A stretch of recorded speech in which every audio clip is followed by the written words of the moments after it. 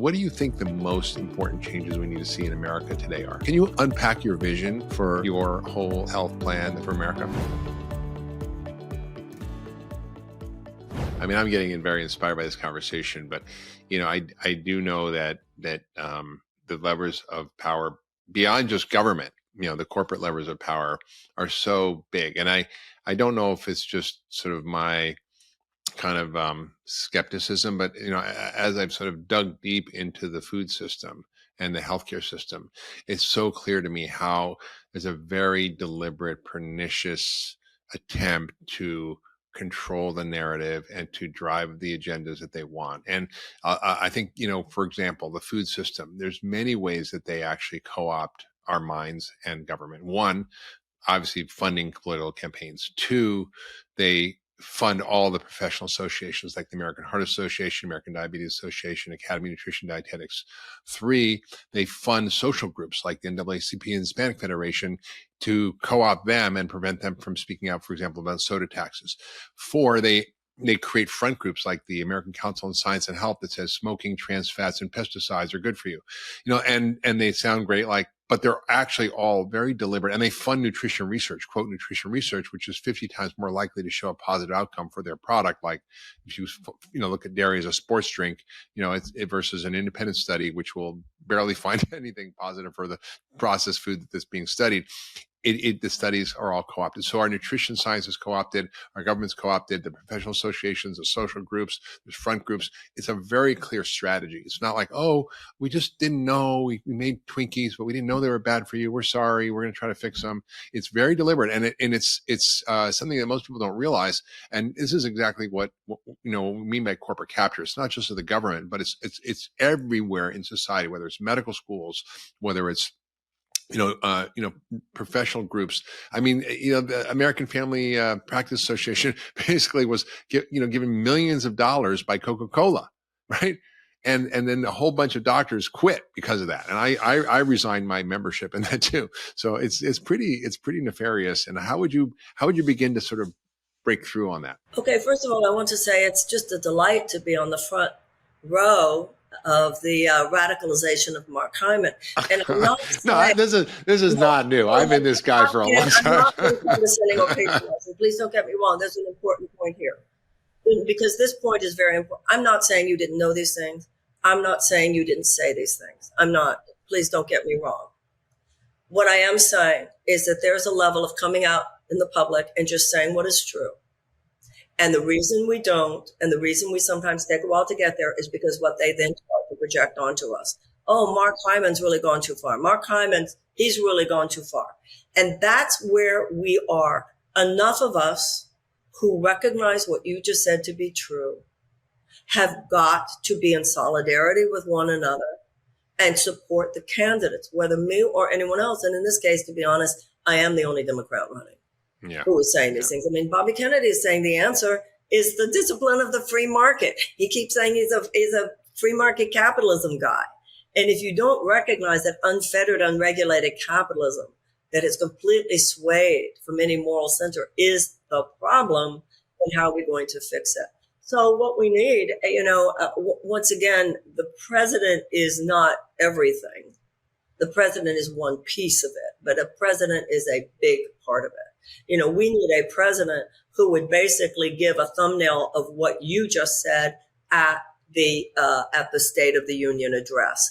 And I want to tell you something, and you know this from the success of your own show.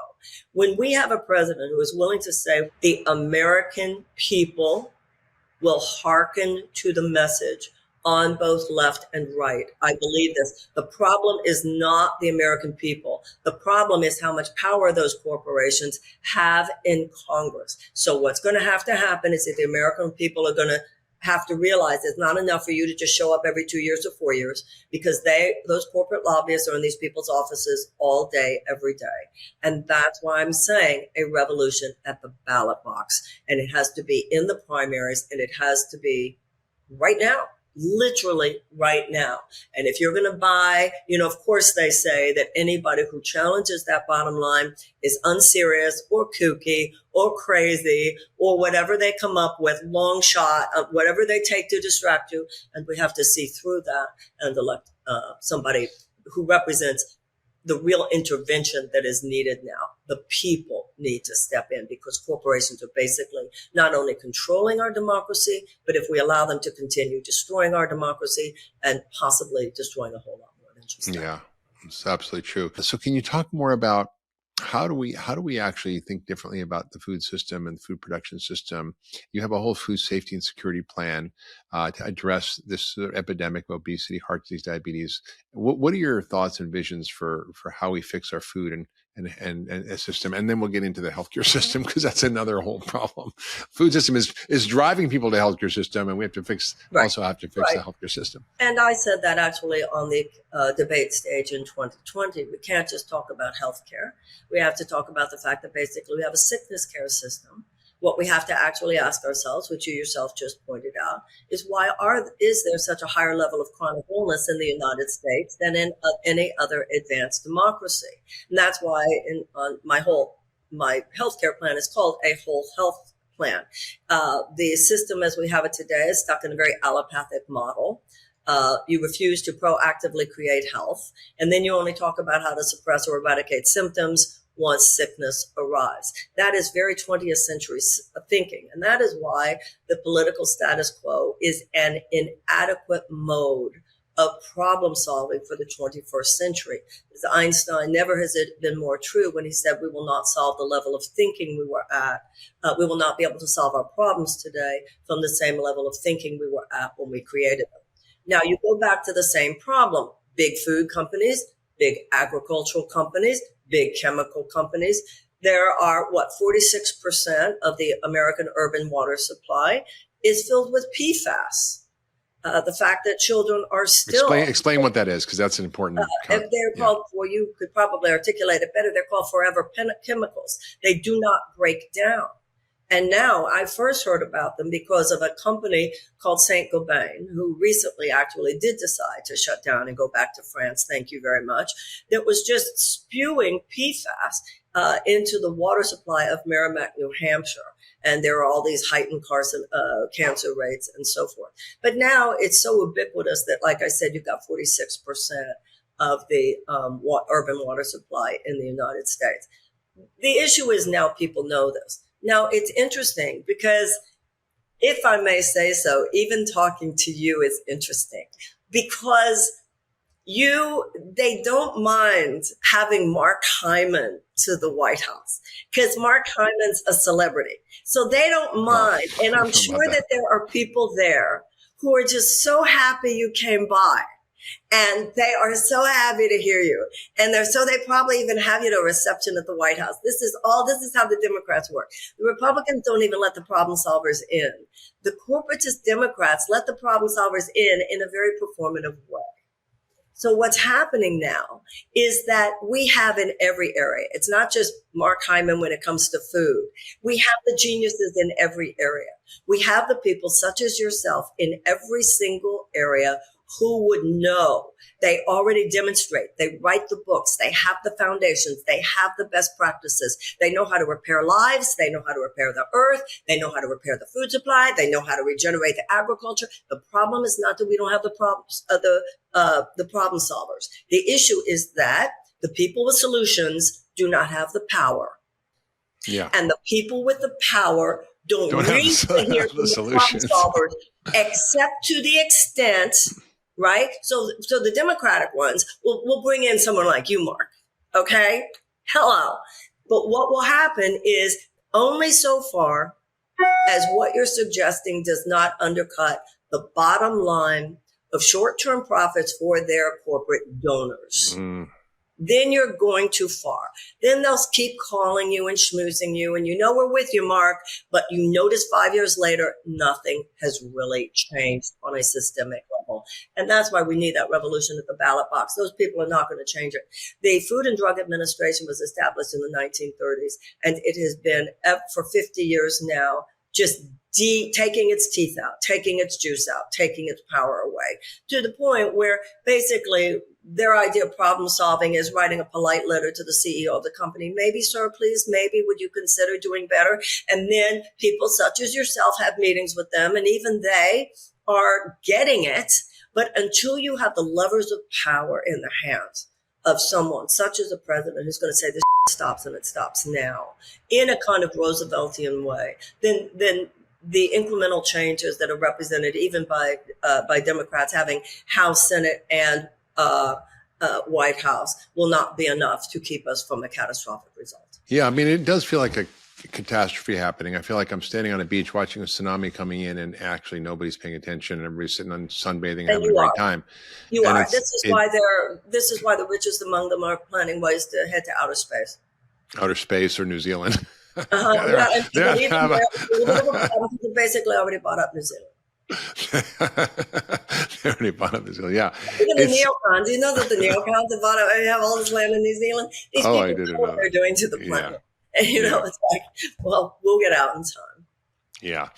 So in terms of the vision is clear. I mean, your vision is very well laid out, and we're going to link to your website for president, which includes all your platforms and detailed descriptions of all your policy ideas, your breakdown of the problems. It's very thoughtful, very well laid out. And it very much actually represents, particularly in the food, agriculture, and health space, the values and the vision that I have. And I think, my challenge to you is, okay, well, let's say you get to be president, but Congress is still captured, right?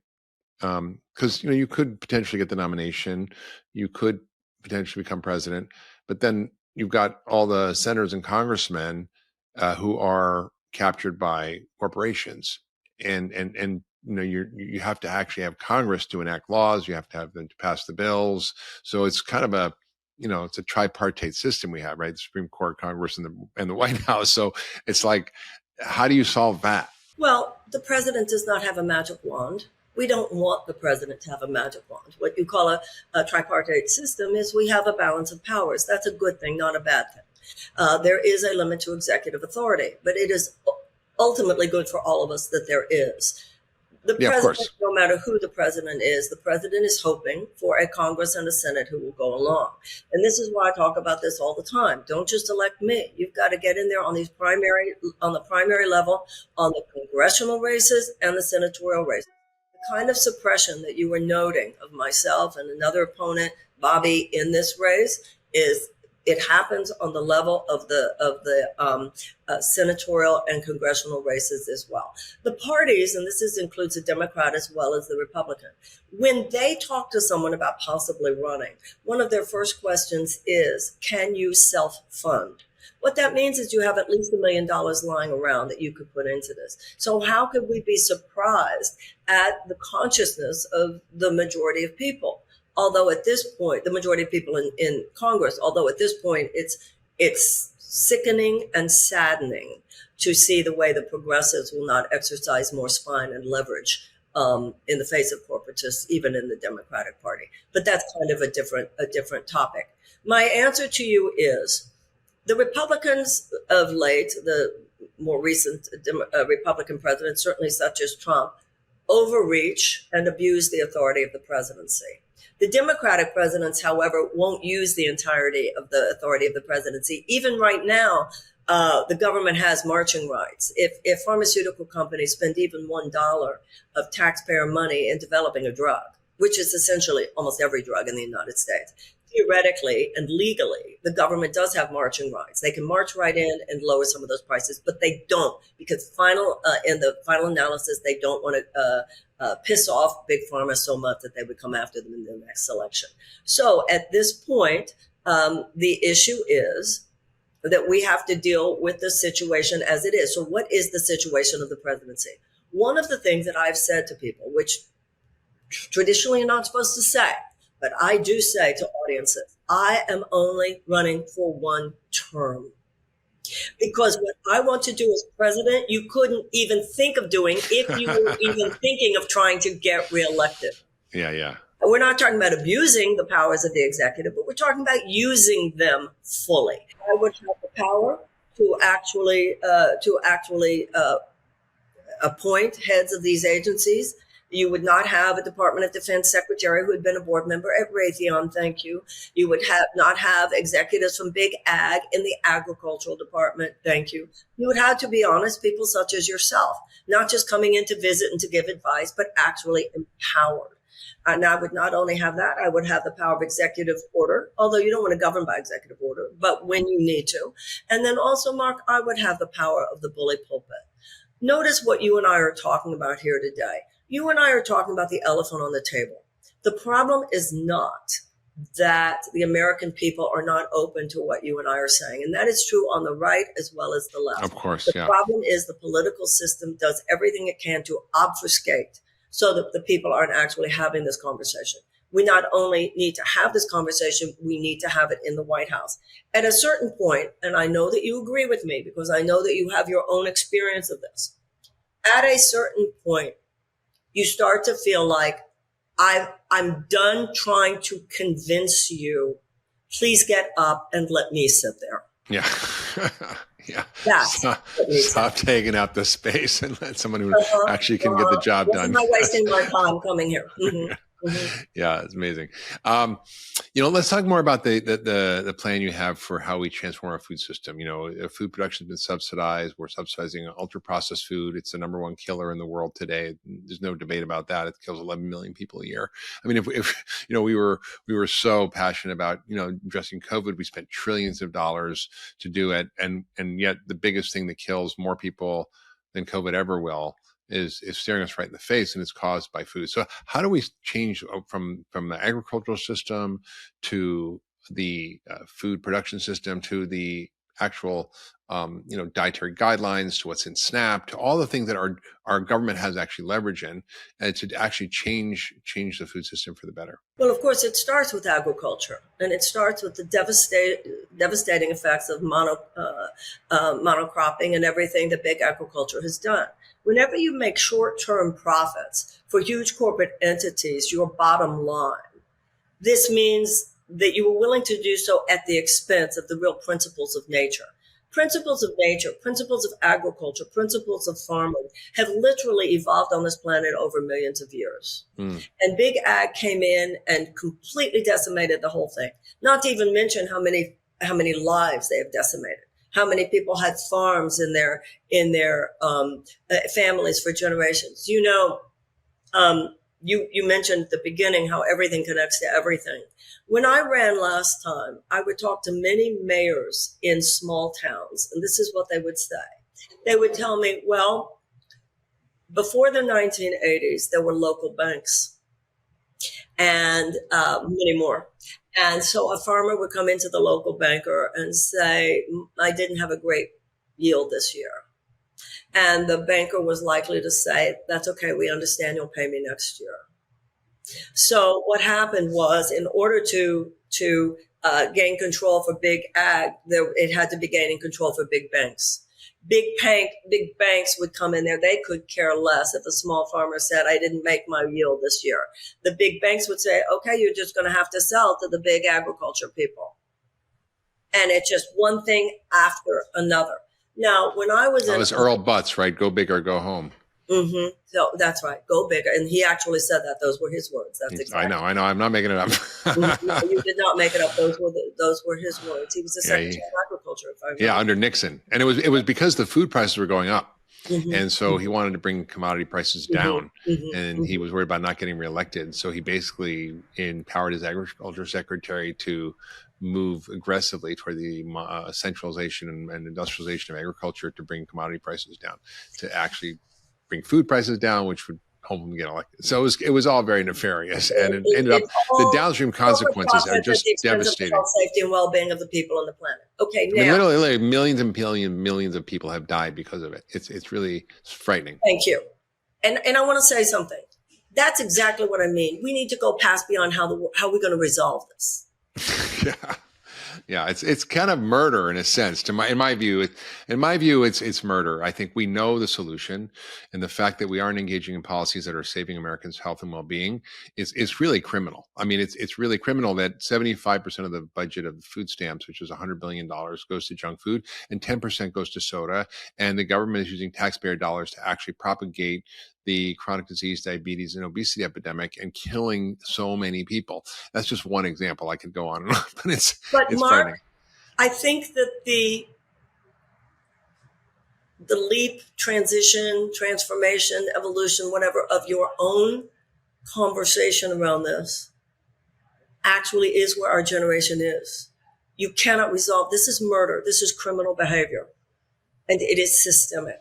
And I mean, it's pretty radical to say that, but I never said that before. But actually, I think it's the truth. As I was thinking of, like, what's going on? I'm thinking about the conversations you and I have had on this and where we get stuck is when we say, "But they're nice people." They're not. It doesn't matter that they're nice people. Tell the Iraqi people that George Bush was nice. It's irrelevant. These are murderous systems. Now, the issue is when, just like we have you being an example when it comes to food. We have the Mark Hyman. Sorry to interrupt, but it reminds me of Hannah Arendt's book, The Banality of Evil, talking about Nazi Germany. Exactly. Where it's like, it is exactly Hannah Arendt. It is exactly Hannah Arendt. I mean, that's a kind of an obscure reference. Most people don't know what it is, but she was an incredible philosopher and wrote a book after World War II about how Nazi Germany happened. And that's right, but she's so cute, little blonde girl with her little voice. How mean could that family be? Yeah, exactly. Yeah, we'll tell that to the boy in the striped pajamas. Okay, but let's go back a little bit. So you have, right, Jews should be hip to this stuff. We should not be vulnerable to this. Okay, hold on. So what you are in food, and this is a very important point. What you are in food, we have the people who are the same in agriculture. I met people in Iowa who felt so betrayed by Barack Obama because they said that he had come there. They explained to him what was needed.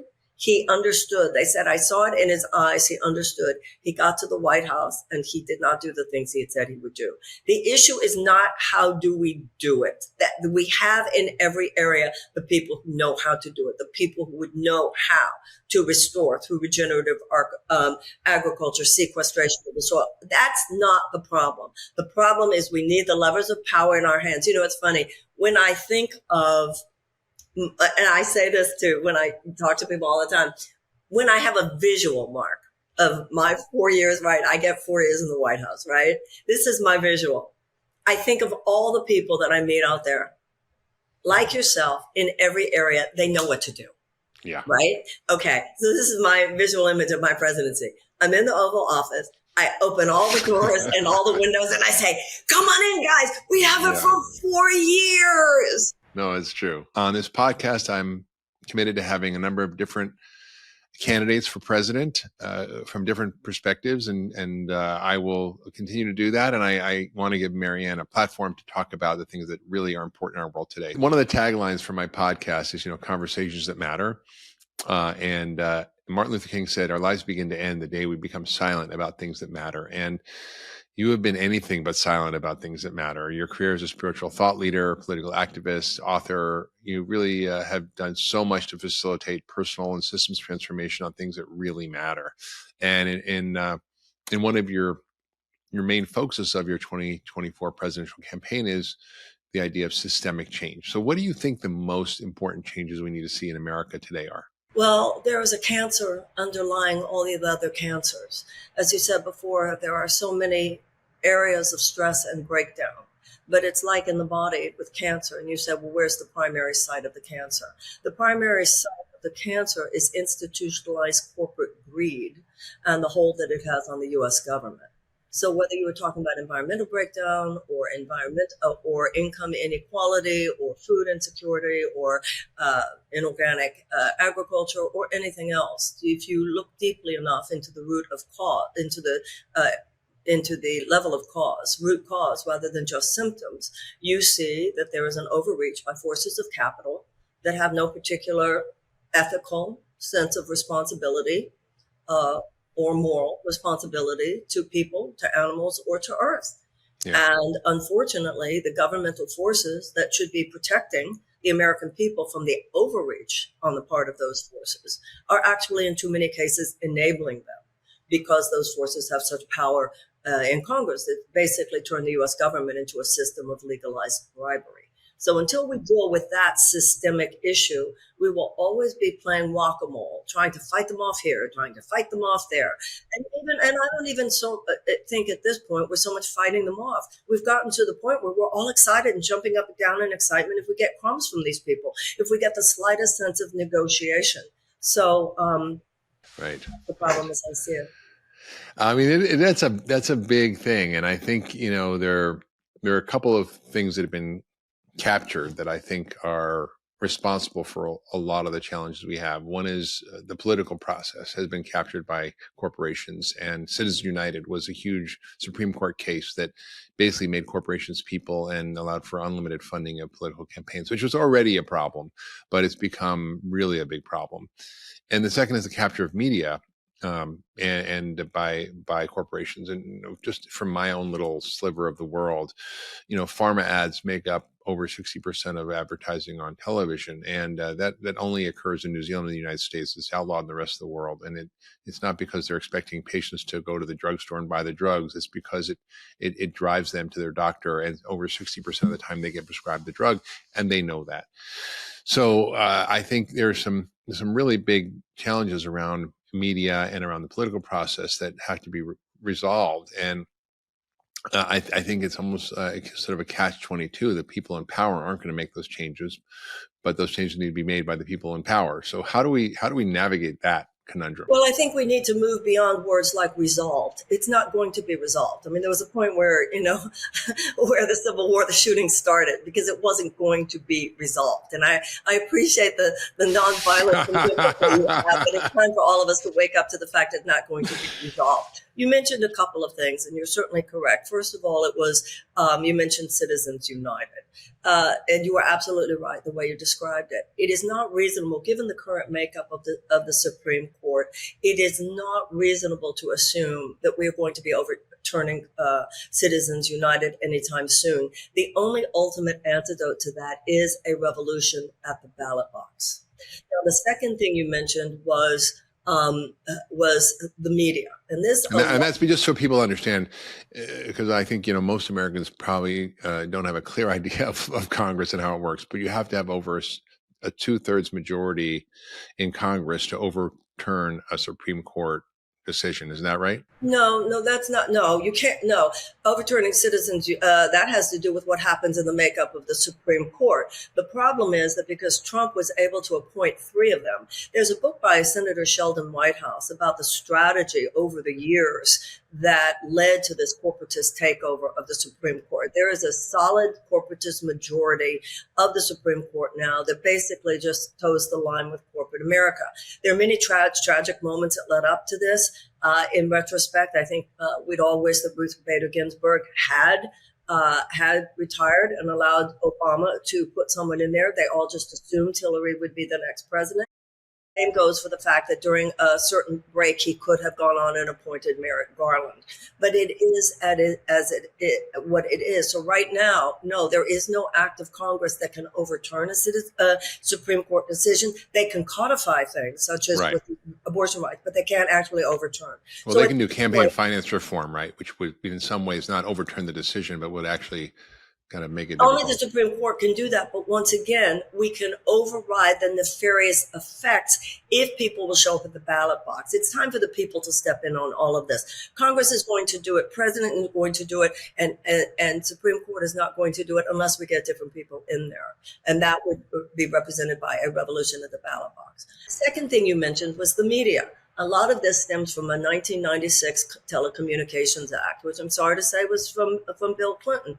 And what this led to was the corporatization and monopolization of the big media companies. Before then, you didn't have even a term like corporate media. It didn't exist. In fact, when I was growing up, there was a law that said the same company was not allowed to own the radio station and the newspaper and the television station in a community because they recognize the importance of diversification of opinion to a free society. Now, independent media is trying to fight against this, but you've got what is essentially what I often call a political media industrial complex.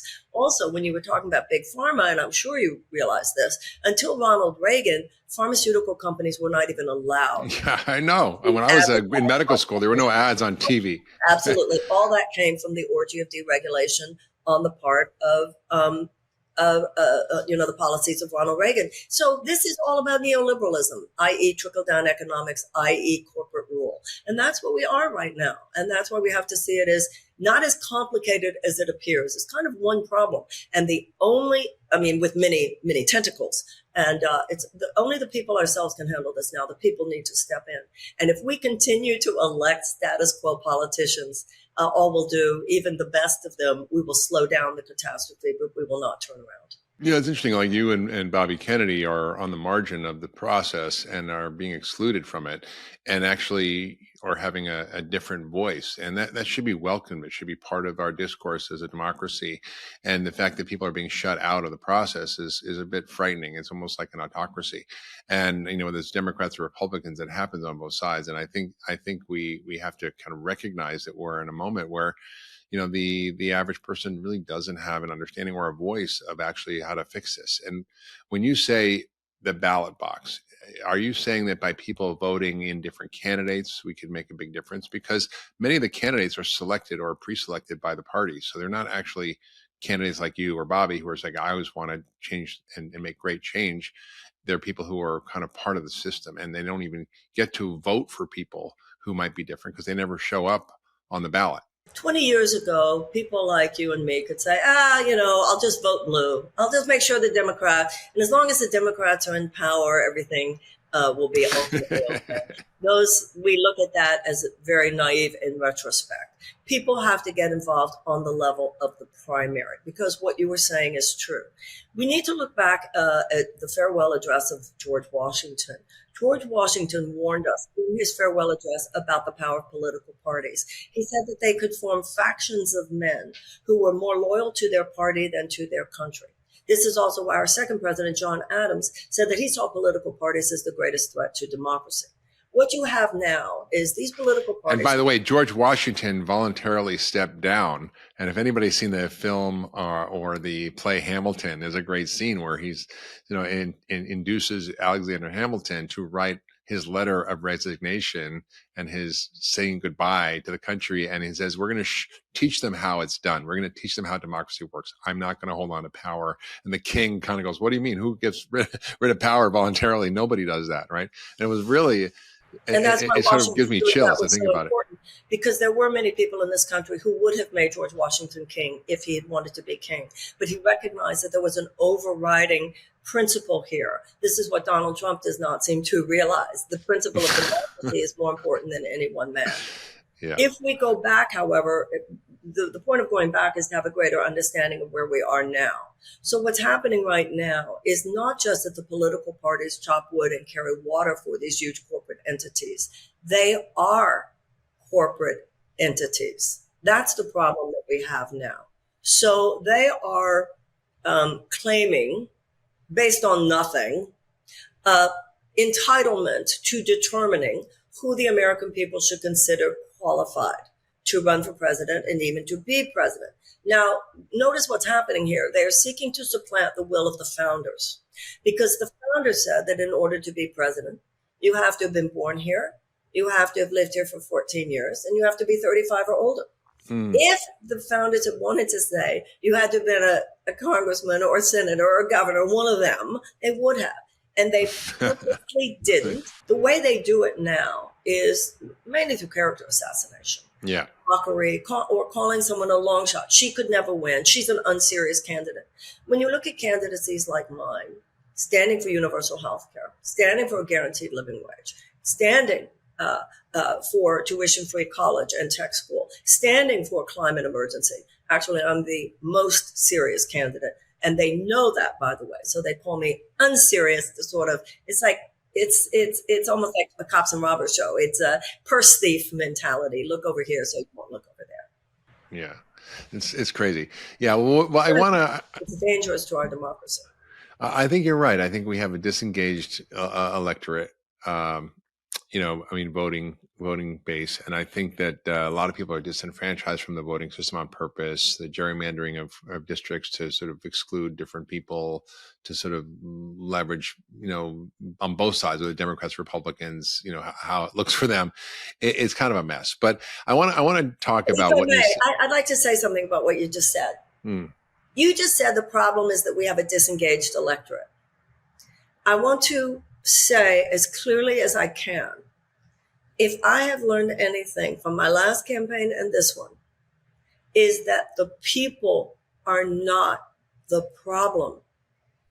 They want us to think the problem is people are disengaged. No, people are angry. People are frustrated. People are cynical. People are going into this emotional decline, not because they are disengaged, but because when they engage, they get so angry because they know on some level that their voices are being suppressed. Yeah, so, I think that's fair. That's fair. That's fair. I stand corrected. I stand corrected. The people are not the problem. No, I don't think they are. I don't think the people are the problem. I just think people, it's just so frustrating and such a show that they're like. I don't think they disengage out of how painful it is to engage. And that's different from disengagement out of I don't care what. Agreed. Okay. Agreed. Let's talk about your vision for America, because it's a very compelling vision. And I want to start with the thing that I think our audience and most interested in is the food system. And the food system have written about extensively. Food Fix was, a passion project book of mine. I have a nonprofit that works on policy change in Washington. I'm going there next week to meet with, senators and congressmen and the White House to try to move things forward, to change the Farm Bill. But it's a slog. And there's so many forces arrayed against it. And there's so many people profiting at the expense, of so many. We have an incredibly sick population. 6 out of 10 Americans have a chronic illness. 93% of us are metabolically unhealthy. Kids, 1 in 4 kids have type 2 diabetes or prediabetes. It's tragic. Mental illness is staggering, and a lot of it's driven by our food system. And we see on one side, people who are hungry, on the other side, the obesity crisis. And what doesn't really get talked about is the root cause, right? And Biden recently is trying to advocate for reducing drug prices and pick 10 top most costly drugs and is trying to negotiate lower prices. And I'm like, that's just a dumbass idea, because why even talk about drug prices? Why don't we talk about the reason why people need those drugs in the first place, which is entirely preventable. One of the things you do talk about, and I think it's really important, and almost none of the candidates talk about, is our healthcare system, not just giving access to people. I think that's the arguments are, Medicare for all, or let's restrict access because we can't afford it. Medicare is going bankrupt, and those are the sort of the right and left positions, but neither of them make sense. I mean, if you allow the open gate for all the sick people to enter into the healthcare system, it's just going to overburden it. The costs are going to go up unless you deal with the reason people are being funneled into in the first place, which is our chronic disease epidemic fueled by our food system. And in your whole health plan, The Cost of a Healthy America, you lay it on your website. I encourage people to read through it. It's very thoughtful. It's very deep. And you talk about, big food, big ag, and big chemical companies driving so much of the problem with our healthcare system, and that we can't just fix the healthcare system. We have to fix the reason our healthcare system is burdened. And it's not like we have bad doctors or we have bad science or we don't actually have capacity to actually do what's needed, because we're not actually addressing the root cause. And I think the beginning of this conversation, you talked about root cause analysis of the crisis in our political system, but there's also root cause analysis of what's wrong with our healthcare system. So can you unpack your vision for your whole health plan for America?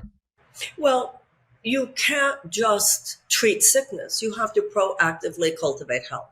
So I want to be a president who not only provides greater access for people to get health care, but greater opportunities for people to live a healthy life.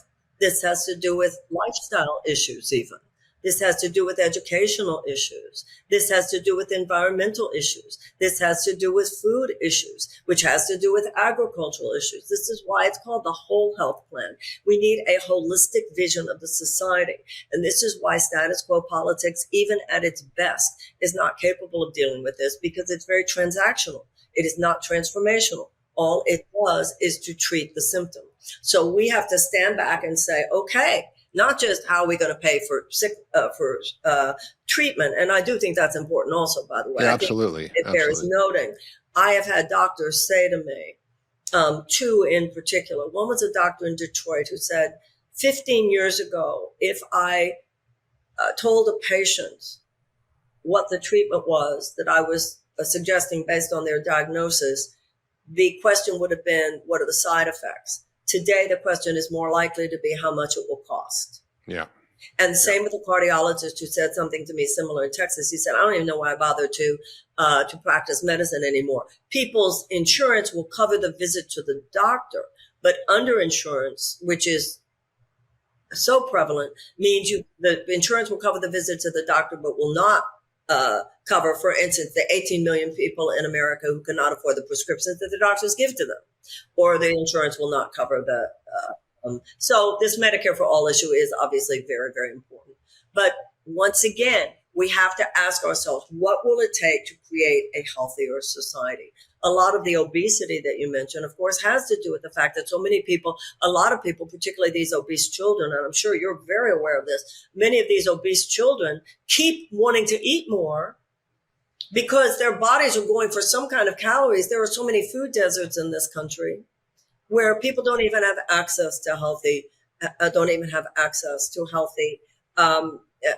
food, do not even have access to healthy water. They're not breathing healthy air. I'm sure you saw the article that sort of went viral recently. If you look at the ingredients in a bottle of ketchup in Canada versus the ingredients in a bottle of ketchup in the United States. But once again, as long as short-term corporate profit is your only bottom line, until we challenge that and really present to the American people, what are our options? And our option is the kind of hybrid economy that you have in many countries in Europe where they have far better. We are the only country, we spend the most and have the least results. Yeah. In terms of our healthcare system. And when you look at countries such as some of the Scandinavian, other Western European countries that have much, much better results, it's because they do not allow themselves to be tyrannized by corporate greed from either insurance companies or pharmaceutical companies. No, it's true. I mean, our life expectancy is worse than all the rest of the world. And, we score lower on most health metrics than, even developing countries, whether it's infant mortality, maternal mortality. Yeah. We have over 1 million people who are rationing their insulin. That's insane. 1.3 million. In no other advanced democracy are people rationing their insulin. I spoke at Cambridge recently. When I mentioned that people were rationing their insulin, I saw the disbelief on people's faces. This is only because of greed and big pharma. You don't have this where there's universal health care. You don't have people putting up GoFundMe pages for life-saving operations. But once again, as you point out so eloquently, why are some of these people so sick to begin with? Why is there such a high rate of diabetes to begin with? Right. I think that's right. And I think, you're not just sort of saying these things without deep thought. And I have to say, again, I was just very impressed with the level of detail, the specificity, and the kind of holistic thinking that was involved in creating the platforms that are on your presidential candidate website, right? It's Thank you. Food and Safety Security Plan, the whole health plan, the climate action plan. It's Marianne2024.com. That's like the number 2024.com. I encourage you really to take a look, because it's it's hard to argue with what she's saying.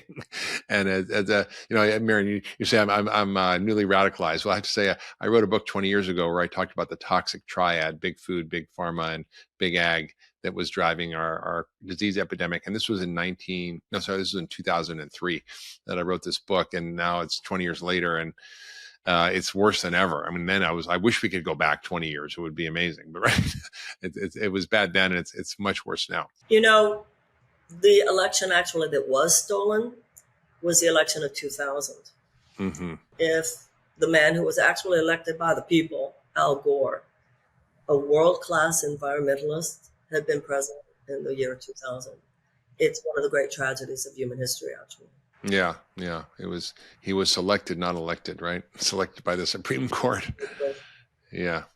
Um, Tell us about your thoughts about climate, because I think it's a complex topic. I think this has been a very intense year of fires and floods and droughts, and I mean it just seems to get worse every year. It's almost like we're becoming numb to it. Like any one of these events would have been a giant story, and now it's just like every week there's something, right?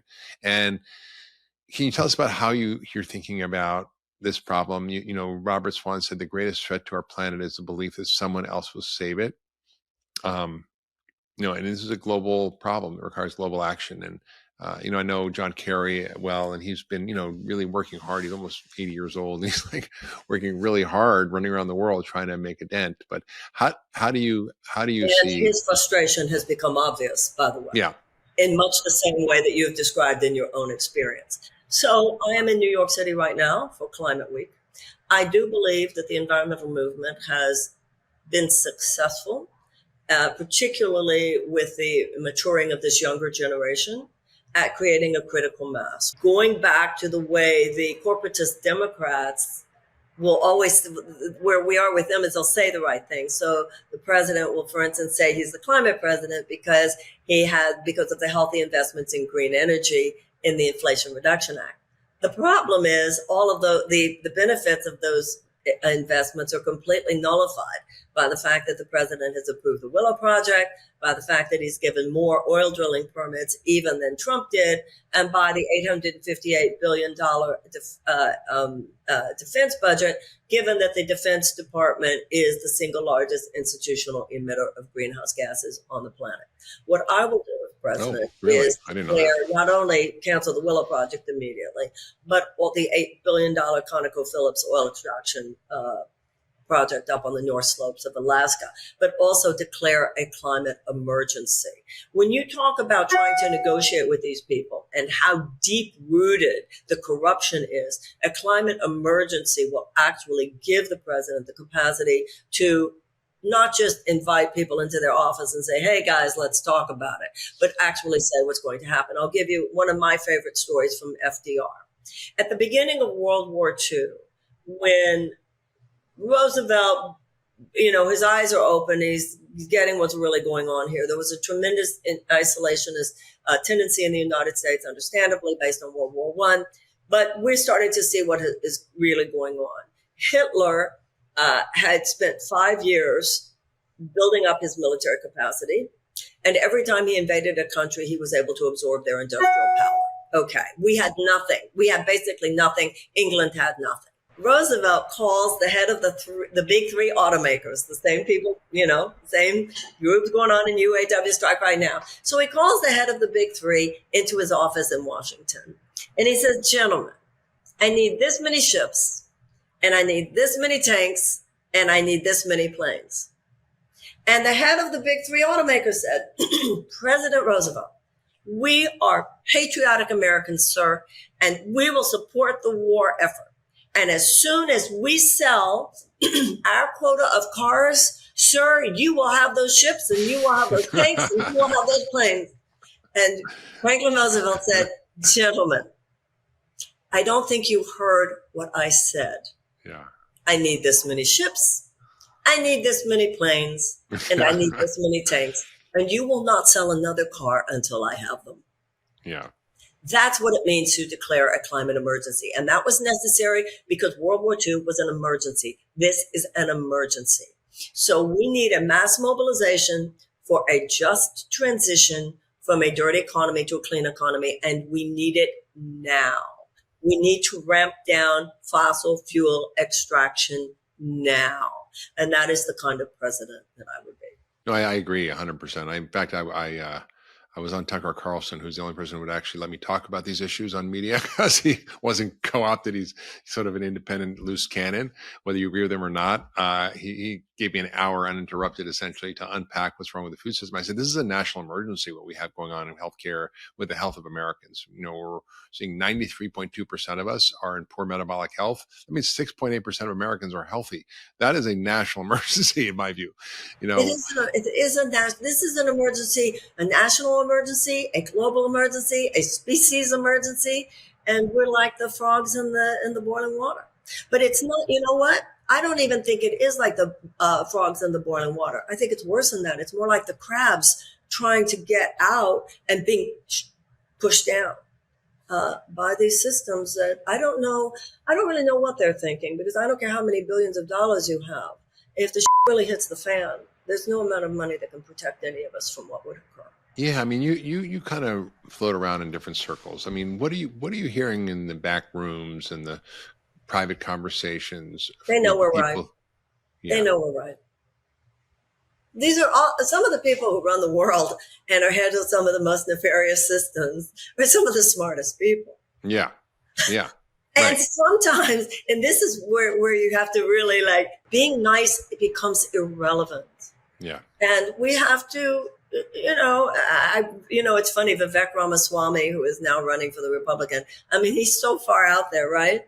And he said to me when we were both on the Bill Maher show, he said something like, well, I really like you. I think you'd be a great president or something. And I said, well, I'll tell you this much. If I'm ever president, you are going to pay much more in taxes. And I think that's where it comes. It comes to saying people very nicely who we like. Like, boy, you're just not going to be able to do that anymore when I'm president. Yeah. No, it's true. I think, nice isn't necessarily the problem. It's like George Bush, like I said, ask the Iraqi people. Yeah, I think that I think there's, this, in my view, there's this sort of what appears to be the people who run the world, and then there are actually the people who run the world, right? And I think that's what's invisible, and it's this invisibility that's the problem, and it's not something that most people understand. But really, I don't think it is a covert conspiracy. It's an overt conspiracy. People just have to be willing to turn off mainstream corporatized media, read books like yours, read independent media. It's actually very overt. And they're not hiding. They're behind their gates, definitely, but they're in the Hamptons, they're in Montecito, they're in Sun Valley. I'm sorry. We know this. You know this. Yeah, I know this. But I don't think, I maybe phrase it a different way. I think there is a sort of this collective group of humans who are very small, who all hang out, Republican, Democrat, different countries. Davos. It's like, so they all know each other. They're not hiding. Actually, they're there. Well, they're hiding from America. The average American doesn't see them, doesn't go to those places. You and I pop in and out, and we kind of get to see it. But it's actually, I've been to some of these meetings, and it's like there's 200 of the most powerful people in the world. Like the weekend with Charlie Rose, I went to one of those, and after it was Charlie Rose because they took him out. But it's like, oh my God, I'm like looking around the room, and it's like world leaders and politicians and Davos, all the billionaires, and it's like, okay, wow, there's only one power great enough to intervene and to cut the cord, that codependent relationship, which at this point is almost master-slave at this point. And that's, like I said, a revolution at the ballot box. So what does that look like? Tell us about that concept of a revolution. Well, in my case, this sounds a little self-serving, but in my case, it means donate and volunteer to my campaign and vote for me. But I'm not the only candidate who is speaking this way. In many ways, Cornel West's views align with mine. Of course, I'm running as a Democrat. He's running as a Green candidate. Yeah. So somebody could, vote for me in the Democratic nomination, and they could vote for. But that's just at the top of the ticket. What about all the same thing is being mirrored on the congressional levels and on the senatorial? But you have to really listen to people. You have to really ask people questions. You have to actually ask what they actually stand for. And I think that's where I do think a lot of people need to exercise more critical thinking.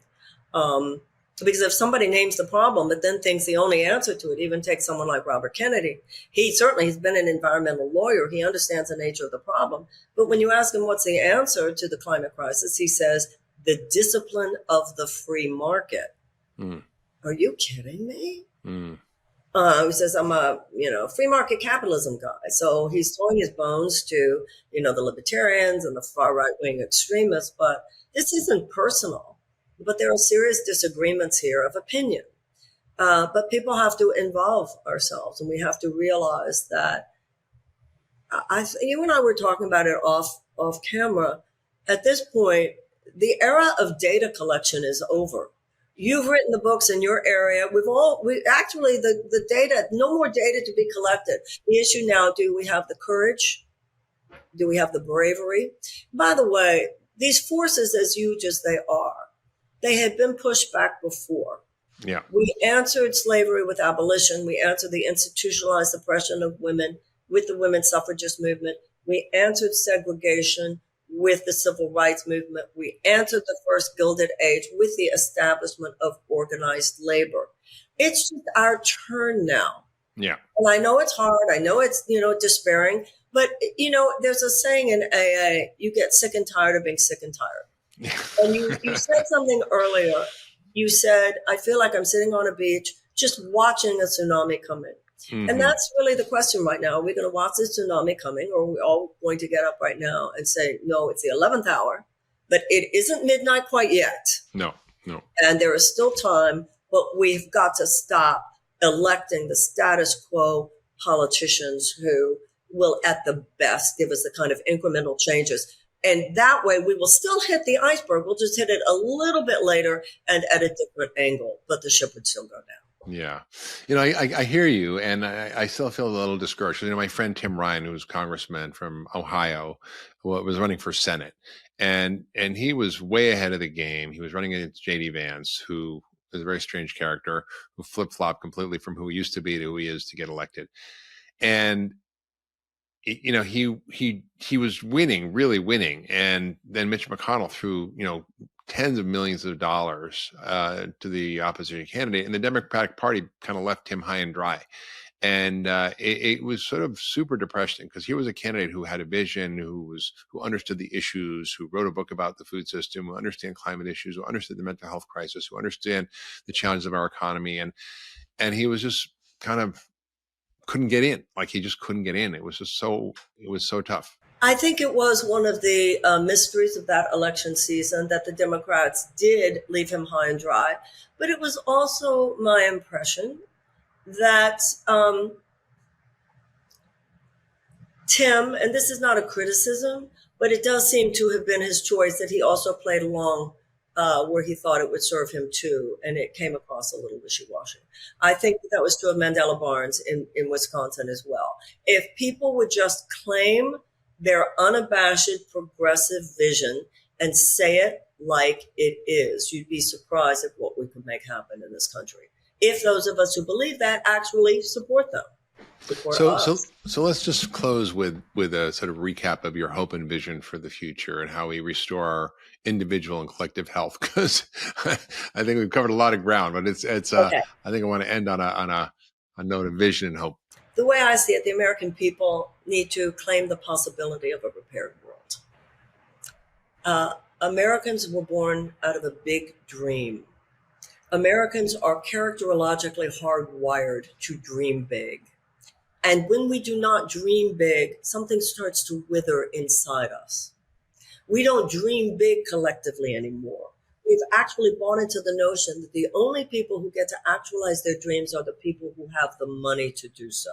And the only people we see actualizing their dreams are people who have big money. So we're numb, and we're thinking, well, maybe if I make enough money, I can actualize my dreams. That's not the American dream. The American dream is not that you can have yours. The American dream is that we can stand for a greater possibility.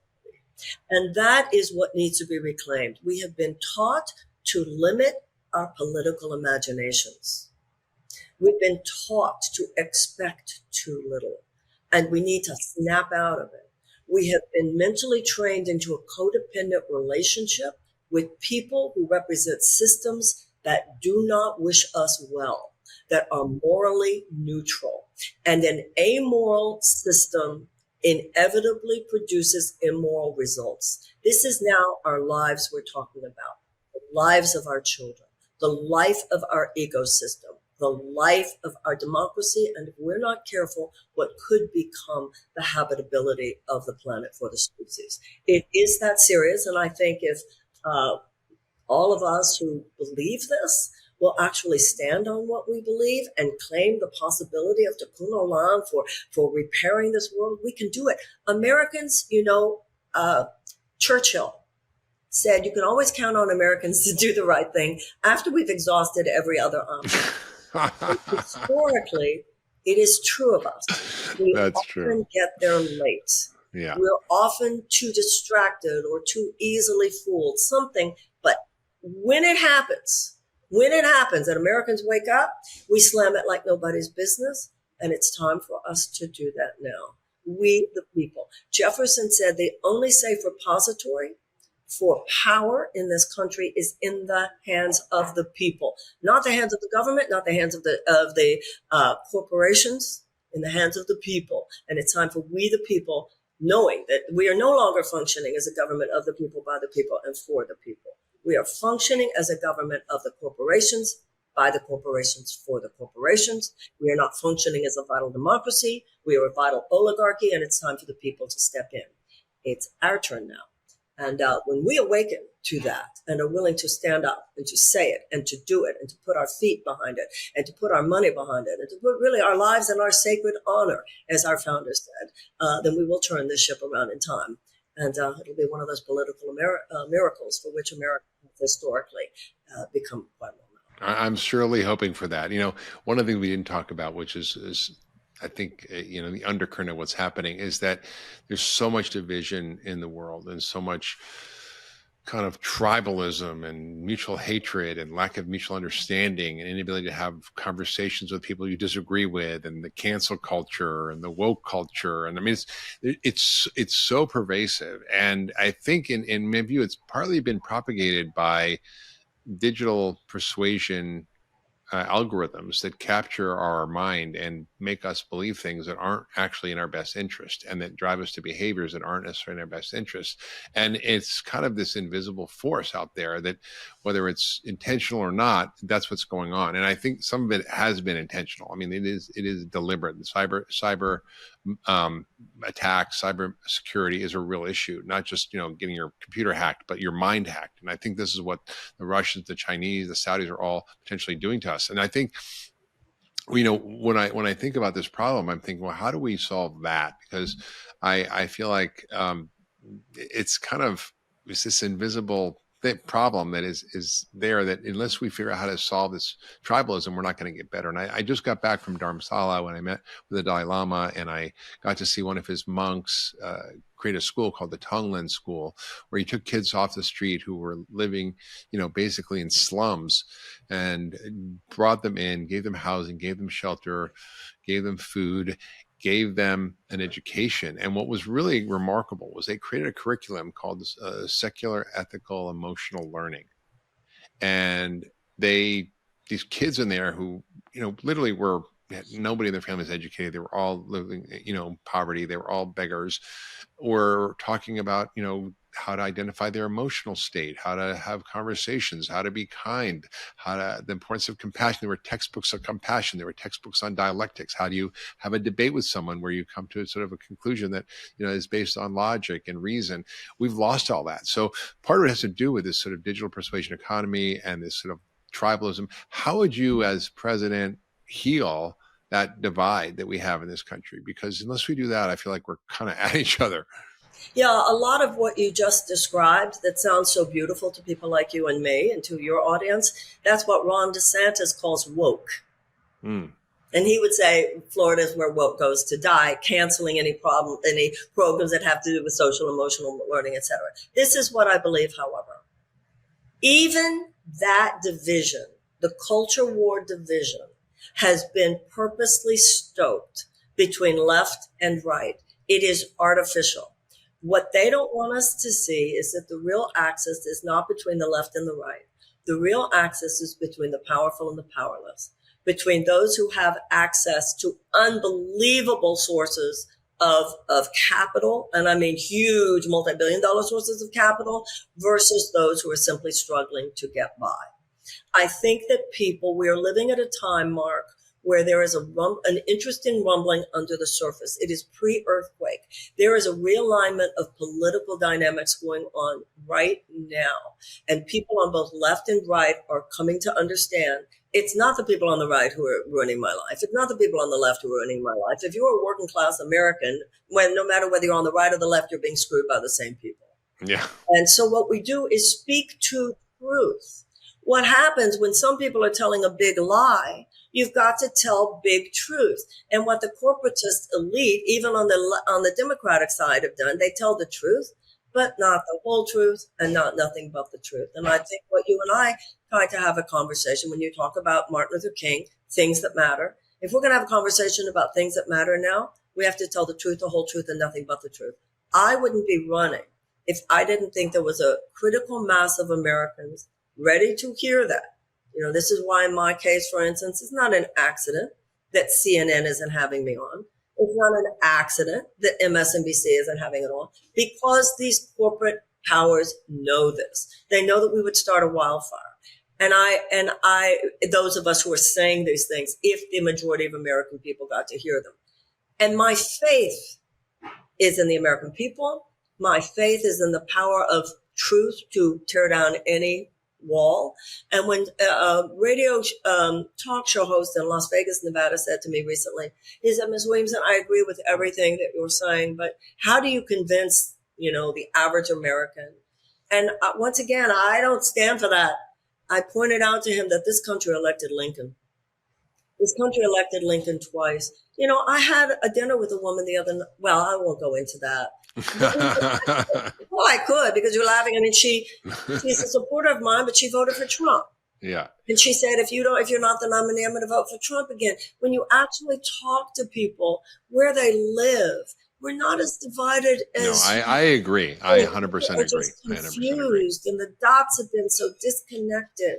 100%. I 100% agree. It's like, how do we begin to have those conversations? I want to just kind of close the story. That was one of the most moving things I've ever seen, which was a white supremacist who was a young man who was the voice of the white supremacy movement, a very smart guy, well-educated, who had very structured beliefs about, the fact that whites were superior to other races. And he had his facts in line. He had his data. He had his statistics. He really deeply believed this. He was brought up in that world and that culture. And I mean, he wasn't someone who wasn't educated or aware. And he went to a college for some reason that was not a kind of right-wing kind of white supremacist college. And he was kind of ostracized. And there was a Jewish guy who said, hey, why don't you come over for Shabbat dinner? And he came over and started talking to him. And they would just meet regularly, and they would sort of exchange ideas, and they would, talk, and they would kind of, and he sort of basically almost got him deprogrammed by just having, deep conversations backed by evidence.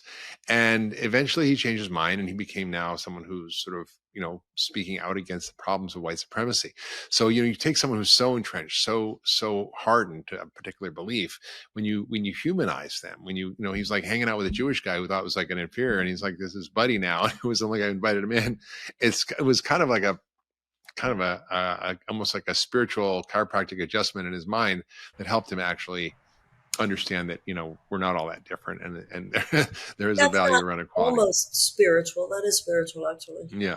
So it was. I've seen this happen a number of times, and so I feel like if we just can sit with each other, if we can just kind of look in each other's eyes, if we can humanize each other. And people say, how are you taking care of this person because he's a Republican, or how are you taking care of that person because he's a Democrat, or why are you taking this care of this Muslim, or why? Like, people kind of say stuff to me, and I'm like, you know what? I'm a doctor. I take care of human beings. Everybody's a human being first, and then they're whatever else. Then they're a man or a woman, or they're white, or they're black, or they're whatever beliefs they have. Like, that's kind of my view. And I have friends from, who I don't agree with on a lot of things, but we understand their common humanity. And that's, I feel like we have to get back to. That kind of smug, arrogant projection onto other people that they don't share our values is something that infects the left as well as the right. Oh, 100%. I think we all have to get off our high horses. No one has a monopoly on truth. And nobody's tribe gets to own this country. No, no. We have to find that sweet spot, the Rumi idea, out beyond all ideas of good and bad, right and wrong. There is a field. I'll meet you there. We need to meet there. And that is where solutions will come from. That's right. That's one of my favorite poems. We'll maybe put it in the show notes by Rumi. It's, out beyond the ideas of wrongdoing and right doing, there's a field. I'll meet you there. And I think that's exactly right. If you love that last video, you're going to love the next one. Check it out here. How does an environmental signal cross into the cell and then regulate the genetics? And this is the foundation, as you brought to our attention to, Mark, here, is it's a new understanding of genetics. It's called not genetic